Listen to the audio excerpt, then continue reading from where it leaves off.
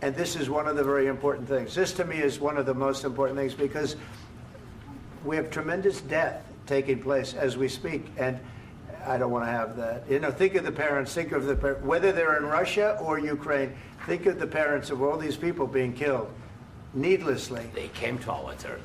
Should have never started. This would have, if I were president, this would have never started. Mr. President, will you continue sending military aid to Ukraine after the U.S. signs this agreement with Ukraine? Yeah, we're going to be continuing. To President Zelensky, do you feel like the U.S. is on your side? That President Trump is on your side at this moment? Right. What do you think? He wants to know, do you think that, sort of a stupid question. I guess we wouldn't be here if I wasn't. I think that the United States on our side from the very beginning of occupation, and I think that President Trump on our side, and of course, I'm sure that the United States President will not stop support. This is crucial for us. It's important for us. Yes. And Putin, the president speaks about the people and the soldiers which are dying, but they came to our territory, they came to our land. They began this war, and they have to stop. And I think this is the question, with really the most important question. Can President Trump, I hope yes, with some other allies, to stop Putin, withdraw these enemies, our enemy, withdraw these troops from our land? And I think that you asked about the history, I think that if President, or when, he will stop Putin, if President Trump will bring peace to our country, I think he will be on this wall. We've had very, very good talks. What about military aid to Ukraine? President Zelensky just said that there will be no compromises with Vladimir Putin. I just wanted to ask both of you, firstly, are there compromises that you think that President Zelensky is going to have to make? And President Zelensky, is there anything that you might be thinking that you may be able to offer or bring to the table, for example, elections? Thank you. I think you're going to have to always make compromises. You can't do any deals without compromises. So certainly he's going to have to make some compromises, but hopefully they won't be as big as some people think you're going to have to make. That's all. That's all we can do. I'm here as an arbitrator, as a mediator to a certain extent between two parties that have been very hostile. To put it mildly, they've been very hostile. There's been a vicious war. There's been a vicious war. You know, it's a very level battlefield, and those bullets go out, and as I've said many times, we were talking about it with Pete, many times the only thing stopping those bullets is a human body. And in the case we're talking about, generally young human bodies are stopping a lot of bullets.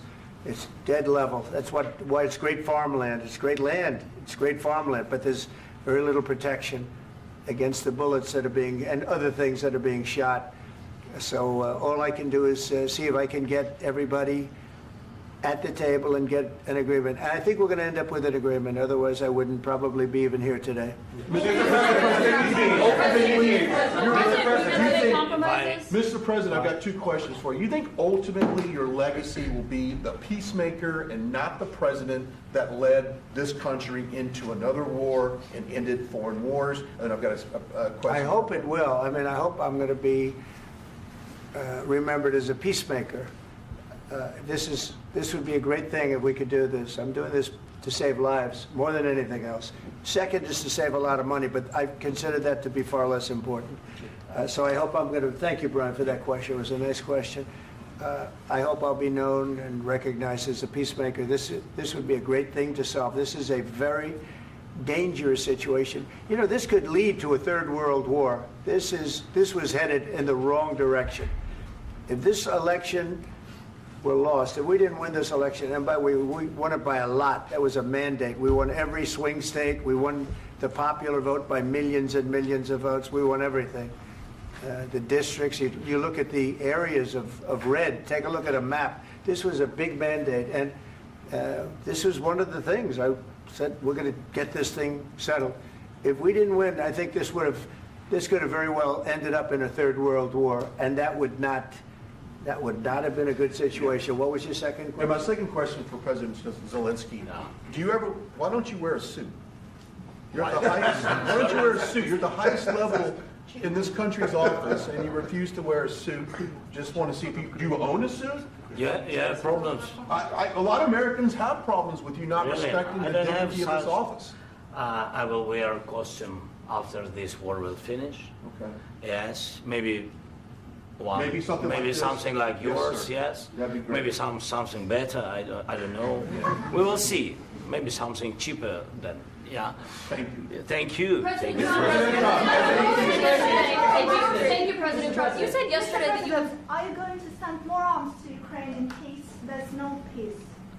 Yeah, we're going to have arms to Ukraine, yeah, sure. Hopefully I won't have to send very much because hopefully we're going to have it finished. We're looking forward to finishing this quickly. We're not looking forward to sending a lot of arms. We're looking forward to getting the war finished so we can do other things. But we very much appreciate the agreement because we needed what they had, and we're treating, our country is now treated fairly. Biden didn't do that. He didn't know what the hell he was doing. This should have never happened. This should have never started. But, sure, the answer is yes, but hopefully we won't have to send much because I'm looking forward to getting it done quickly, very quickly. Does that mean you'll provide security guarantees, Mr. President? I don't want to talk about security yet because I want to get the deal done. You fall into the same trap like everybody else. A million times you say it over and over. I want to get the deal done. Security is so easy. That's about 2% of the problem. I'm not worried about security. I'm worried about getting the deal done. The security is the easy part. Security is very nice. Everybody stopped shooting. And now will Europe put people there? I know France is going to. I know the UK is going to. I know other countries are going to, and they happen to be right next door. We haven't committed, but we could conceivably. We have security in a different form. We'll have workers there digging, taking the raw earth so that we can create a lot of great product in this country. So in that sense, you have something, but we haven't determined that yet. I will say, in speaking to France and in speaking to, and they were here, as you know, last week and just the other day, they have committed to a lot of security. I don't think you're going to need much security. I think once this deal gets done, it's over. Russia's not going to want to go back, and nobody's going to want to go back. President When Zelensky this shaking when his this head deal no. ends, I really believe this deal is going to be over. Well, Question? Yeah, please go ahead. Thank you. Go ahead. Thank you so Yeah. much. Mr. President, thank you. You had Mr. Macron and Keir Starmer at the White House this past week, both of whom praised your courage and conviction to lead the pathway towards peace. Yes. Part of that involved, though, re-engaging Russia in diplomatic relations, something that previous leaders lacked the conviction to do so. What gave you the moral courage and conviction to step forward and lead that? Well, I love this guy. Who are you with? One American News, sir. Well, that's why I like him. One American News does a great job. I like the question. I think it's a very good question. It's a pathway to peace. It's a pathway to getting something solved. And I feel that as the head of this country, I have an obligation to do that. Plus, we're very much involved. We got involved. It's too bad we got involved because there should have been no involvement because there should have been no war. And there shouldn't have been October 7th. That would have never happened. As you know, Iran was broke. They had no money to give to Hezbollah. They had no money to give to Hamas. They were stone cold broke. And then under Biden, they became rich as hell. They went from no money to $300 billion in a period of 4 years. And they gave a lot of that money away, and you see what happened. And that's a real mess also that we hope to be able to solve. But no, I appreciate your question very much. I feel I have an obligation to try and do something to stop the death. If I can answer, yes.